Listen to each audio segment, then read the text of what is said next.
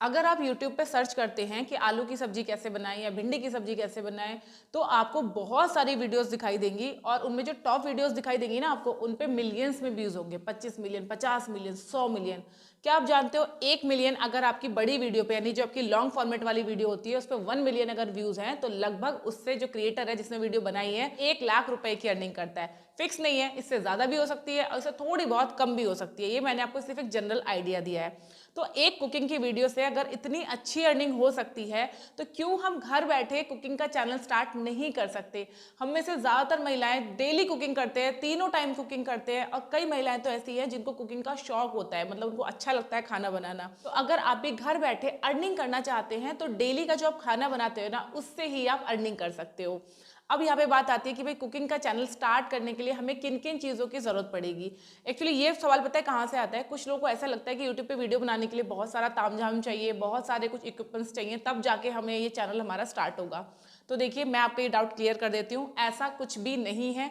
जो अभी आपके हाथ में फ़ोन है जिस पे आप मेरी ये वीडियो देख रहे हो, उसी फ़ोन से आप अपना कुकिंग का चैनल स्टार्ट कर सकते हैं। अब यहाँ पे लोगों को एक डाउट ये भी होता है कि यूट्यूब चैनल बनाने के लिए आईफोन होना ज़रूरी है या अच्छी क्वालिटी का कैमरा होना ज़रूरी है। तो ऐसा कुछ भी होना कंपलसरी नहीं है। अगर आपके पास कोई भी एंड्रॉयड फ़ोन है, उससे आप अपनी वीडियो शूट कर सकते हैं। क्या क्या चीज़ें होनी चाहिए? सबसे पहले तो आपके पास ये फ़ोन ही होना बहुत ज़रूरी है, इसके बिना तो काम नहीं चलेगा। और ये एक ऐसी चीज़ है जो आजकल सबके पास है तभी आप ये वीडियो देख रहे हो। तो देखिए कैसे आपको स्टार्ट करना है। सबसे पहले तो आपको क्या करना है, आपको अपना फॉर्मेट सेलेक्ट करना है।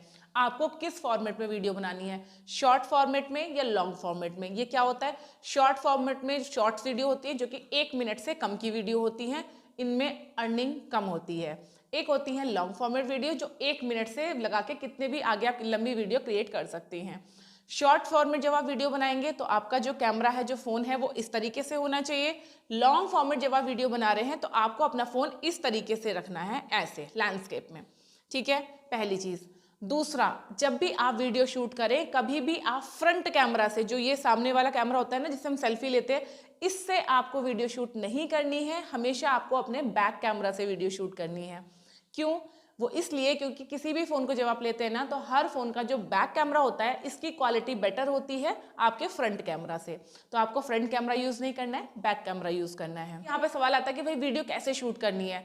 तो देखिए, नॉर्मली आप फोटोज़ क्लिक करते हैं ना, वीडियोज़ बनाते हैं ना, कहीं घूमने जा रहे हैं, बच्चे के बर्थडे है, कुछ भी है, आप वीडियो शूट करते हैं, बस आपको ऐसे ही वीडियो शूट करना है। लॉन्ग फॉर्मेट में है तो फ़ोन को इस तरीके से पकड़ लीजिए, शॉर्ट फॉर्मेट है तो फ़ोन को इस तरीके से पकड़ लीजिए। बस नॉर्मली जैसे वीडियो शूट करते हैं वैसे ही वीडियो शूट करनी है। अब यहाँ पे 2 तरीके की वीडियोस होती है। पहली, जिसमें जो भी चीज़ें आप बना रहे हो, सपोज कि आप आलू की सब्जी बना रहे हो, तो आपने अपना फ़ोन भी लिया हुआ है साथ में, आप मतलब जैसे आपने तेल डाला तो आप बोल रहे हो कि मैंने 1 चम्मच तेल डाला, आधा चम्मच जीरा डाला, फिर मैंने आलू डाले। तो आप साथ के साथ में बोल भी रहे हो, यानी कि अपने आप ऑडियो भी शूट कर रहे हो और वीडियो भी शूट कर रहे हो। अगर आप ऐसा कर रहे हैं तो आपको माइक लेना बहुत ज़रूरी है ताकि आपकी ऑडियो क्वालिटी अच्छी रहे। लेकिन अगर आप वॉइस ओवर वाला चैनल बना रहे हैं, यानी कि पहले आपने पूरी वीडियो शूट कर ली, बाद में आप उसमें ऑडियो ऐड कर रहे हैं, तो आप फ़ोन को पास में लाके जो आपके फ़ोन का इनबिल्ट माइक है, उससे भी आप अपनी ऑडियो रिकॉर्ड कर सकते हैं। बस आपको ध्यान ये रखना है कि फ़ोन को बहुत ज़्यादा क्लोज, ऐसे बहुत पास भी नहीं लेके आना, बहुत ज़्यादा दूर भी नहीं रखना। एक स्पेसिफिक डिस्टेंस पे आपको इस तरीके से फ़ोन को रख के अपना वॉइस रिकॉर्ड करना है। जब भी आप वॉइस रिकॉर्डिंग करें, आपके आसपास में शोर नहीं होना चाहिए। अगर आसपास में ज़्यादा शोर होगा, बहुत ज़्यादा आवाज़ें आएंगी, तो आपके जो वीडियो की जो साउंड क्वालिटी है ना, वो अच्छी नहीं रहेगी और आपकी वीडियो अच्छा परफॉर्म नहीं करेगी। अब एक चीज़ का ध्यान रखना है कि जब भी आप वीडियो शूट करें, कभी भी हाथ में इस तरह से फ़ोन को पकड़ के फिर आप वीडियो शूट ना करें। अगर आप खुद से वीडियो शूट कर रहे हैं, तो अगर आप ऐसे पकड़ के वीडियो शूट करेंगे, एक हाथ से आप कलछी चला रहे हैं, एक हाथ से आप फ़ोन पकड़ रहे हैं, तो आपका फ़ोन हिलता रहेगा, स्टेबिलिटी नहीं आएगी, जिससे जो आपकी वीडियो की क्वालिटी है वो ख़राब हो जाएगी। तो अपने फ़ोन को आप किसी भी एक जगह पे रख दीजिए और फिर आप वीडियो शूट कीजिए। फ़ोन को ऐसे प्लेस पे रखिए जहाँ से उसके गिरने के चांसेस ना हो सके तो एक छोटा सा ट्राइपॉड ले लीजिए।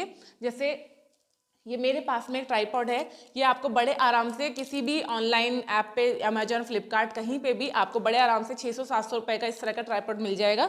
यहाँ पे अपने फ़ोन को आप इस तरह से लगा के फिर आप बड़े आराम से वीडियो शूट कर सकते हैं। ठीक है, तो आप चाहें तो एक अच्छे से ट्राइपॉड में इन्वेस्ट कर सकते हैं। फिर जो आपका किचन प्लेटफॉर्म है वो ऐसा है कि वहाँ पे आप कुछ और रख के अपने फ़ोन को स्टेबल कर सकते हैं, तो आप उसका इस्तेमाल भी कर सकते हैं।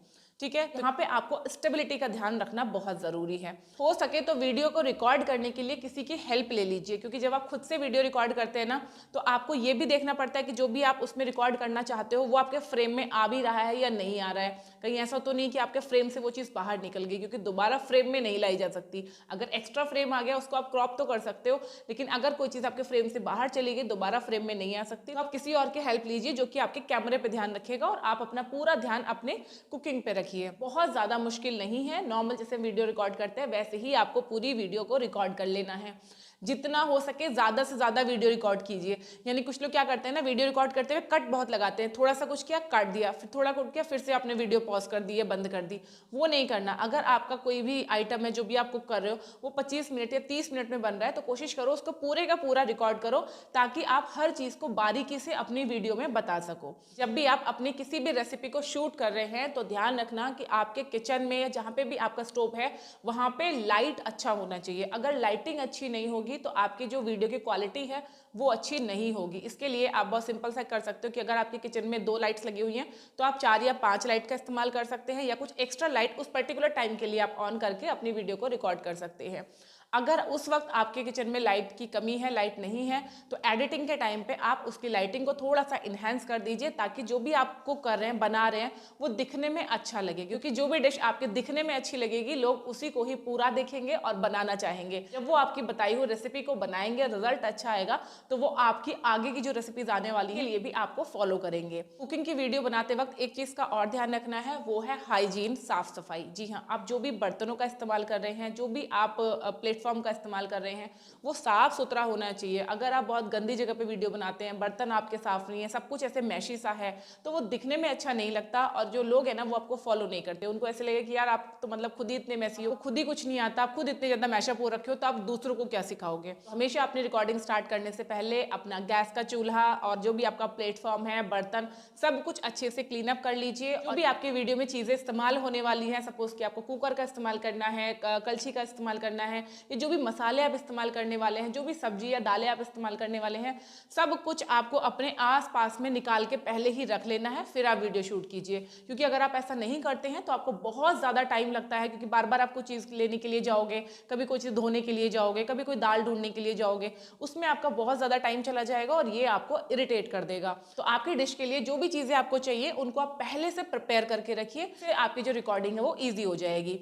तो ये तो हो गया पूरा एक तरीका कि आपको किस तरीके से रिकॉर्डिंग करनी है, किन किन चीज़ों की आपको ज़रूरत पड़ेगी। तो एक बार मैं इसको रिकैप कर देती हूँ। आपको ज़रूरत पड़ेगी इस तरीके से किसी भी एक फ़ोन की, ज़रूरी नहीं है कि आप महंगा फ़ोन लो, जो भी फ़ोन आपके घर में है उसी से आप फिलहाल स्टार्ट कर दीजिए। माइक की ज़रूरत आपको सिर्फ तब पड़ेगी जब आप ऑडियो और वीडियो दोनों एक साथ में रिकॉर्ड कर रहे हैं। एक चाहिए होगा आपको ट्राइपॉड, जहाँ पे आप अपने कैमरे को अच्छे से फिक्स कर सकते हैं और अपनी वीडियो को शूट कर सकते हैं। एक चीज़ का और ध्यान रखिए, जब भी आप कोई डिश को रिकॉर्ड कर रहे हैं तो हमेशा उसको ऊपर से रिकॉर्ड कीजिए, ना कि साइड से। जब आप साइड से रिकॉर्ड करते हैं तो उस बर्तन के अंदर जो भी कुक हो रहा है, उसकी क्वांटिटी, जो भी मिक्सिंग हो रही है वो क्लियर नहीं दिखती है, जिससे जो आपके व्यूअर्स है वो आपसे कनेक्ट नहीं हो पाते हैं। तो अपने कैमरे को हमेशा अपने डिश के ऊपर से इस तरीके से फ्रेम कीजिए ताकि आराम से सारी चीज़ें रिकॉर्ड हो पाए। आई होप कि आपको ये जानकारी ज़रूर पसंद आई होगी। अब इसके आगे का क्या प्रोसेस है, कैसे आपको चैनल बनाना है, कैसे आपको इस वीडियो को एडिट करना है, अपलोड करना है, अगर आप ये सारी चीज़ें जानना चाहते हैं तो कमेंट सेक्शन में लिख दीजिए। मैं इसके ऊपर जल्दी ही दूसरी वीडियो लेके आऊंगी। अपना ध्यान रखिए, खुश रहिए, फिट रहिए। Thank you.